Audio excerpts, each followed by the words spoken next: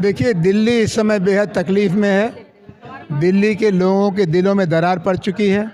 हिंदू मुसलमान से, मुसलमान हिंदू से और हिंदू मुसलमान मिलकर बाकी हिंदुस्तान से घबराहट महसूस करते हैं। ऐसी मुलाकातों से इसमें कोशिश है उलेमा की तरफ से, बुलाया है जैन मुनियों को, बौद्ध सन्यासियों को, हिंदू पंडितों को और क्रिश्चियन भाइयों को। ये बहुत ज़रूरी है। इसी तरह से बूंद बूंद से घड़ा भरेगा।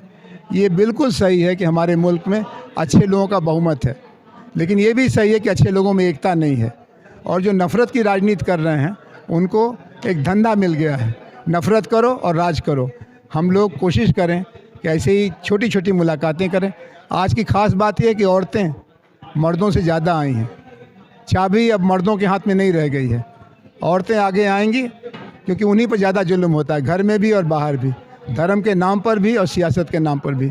मुझे आज बहुत खुशी है कि जमातुल उलेमाए हिंद ने एक शानदार जलसा किया। सबसे पहले तो सभी को जय हिंद। जय हिंद मैंने इसलिए बोला क्योंकि हर धर्म, हर जाति के लोगों के लिए जय हिंद ऐसा शब्द है कि हर कोई बोल सकता है।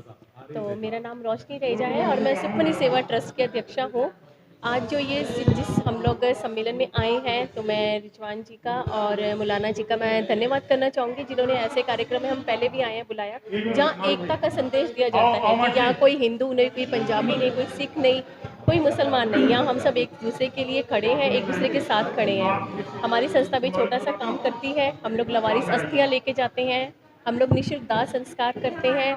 साथ ही सबसे बड़ी मिसाल ये है कि आज के जो कार्यक्रम की मिसाल है कि हम लोग रक्तदान करते हैं और हमारे पास ज़्यादा से ज़्यादा केस, हम पंजाबी हैं, हमारे पास केस मुस्लिम लोगों के आए हैं जिन्हें हम लोगों ने रक्तदान किया है।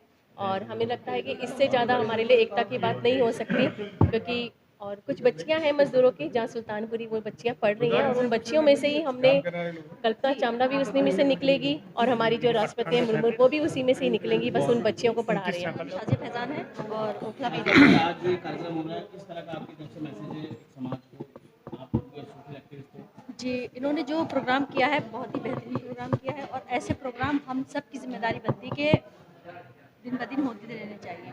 इससे ये मैसेज जाता है कि अगर हम हिंदू मुस्लिम एकता की बात नहीं करेंगे तो आज जो हमारे समाज में जो संदेश जा रहा है, जो हमारे बच्चे सीख रहे हैं आए दिन, ये सब ये हिंदू है, ये मुसलमान है। हम अगर आप 20 साल पहले की बात करें तो हम जब स्कूल में पढ़ते थे तो हमें पता ही नहीं चलता था, वहाँ सरस्वती की मूर्ति होती थी, वहाँ पे सब हिंदू मुस्लिम सब उसको नमस्कार करते थे, है ना। आज के टाइम में ये सब चीज़ें बहुत ख़त्म होती चली जा रही हैं और इससे ये मैसेज आता है कि जो देश है ना, हमारे जो बच्चों के जहन में नफ़रतें घोल रहा है। तो ये बहुत अच्छा प्रोग्राम है और ऐसे प्रोग्राम हम सबको करते रहना चाहिए और भाईचारा। ये है कि कुछ लोग देश के अंदर नफ़रत बांट रहे हैं, हम अल्हम्दुलिल्लाह प्यार बांट रहे हैं।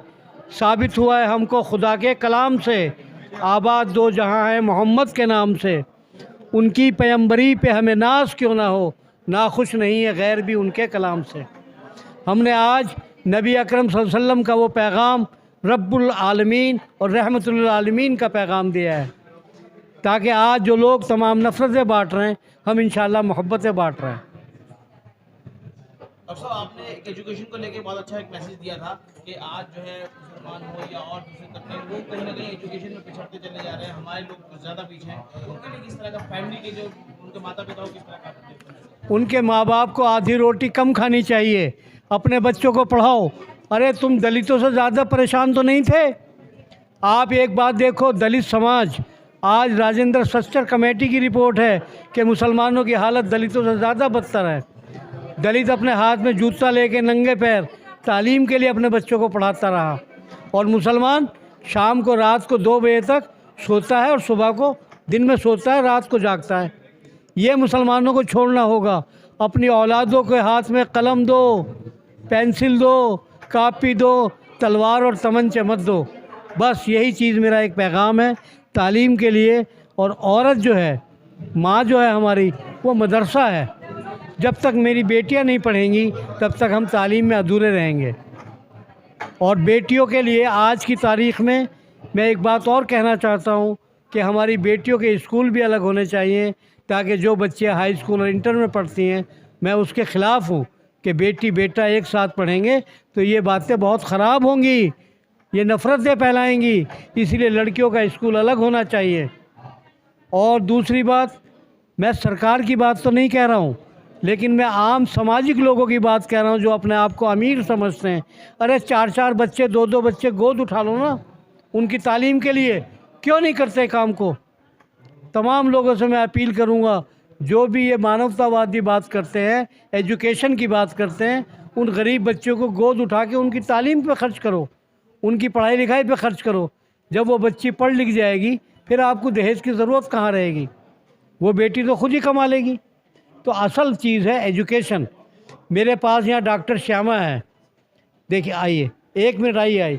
ये एक जज की बेटी है, इनके फादर हाई कोर्ट में जज थे। ये डॉक्टर श्यामा है, इसने मेडिसिन ईजाद की है। अभी ये मेडिसिन की बहुत बड़ी मैन्युफैक्चर है, तो इसे पैसे की कहाँ ज़रूरत है, ये तो खुद कमा रही है। लेकिन तालीम है, इनके फादर ने इनको पढ़ाया, डॉक्टर बनाया। आज देखिए आपके सद्भावना सम्मेलन में ये आई, द्वारका से चल के आई हैं। तो कहने का मकसद तालीम ही हमारा मुक़द्दर है। और मैंने थोड़ी कहा, कुरान की पहली आयत इक़रा बिस्मि रब्बिकल्लज़ी खलक़, अल्लाह ने कहा, तो मुसलमानों ने ना अल्लाह की बात मानी ना अल्लाह के रसूल की बात मानी। रसूल ने ग़ुलामों को आज़ाद किया कि हमारे बच्चों को पढ़ाओ। कितना बड़ा अमल है तालीम का, और हम लोग तालीम से पिछड़ गए।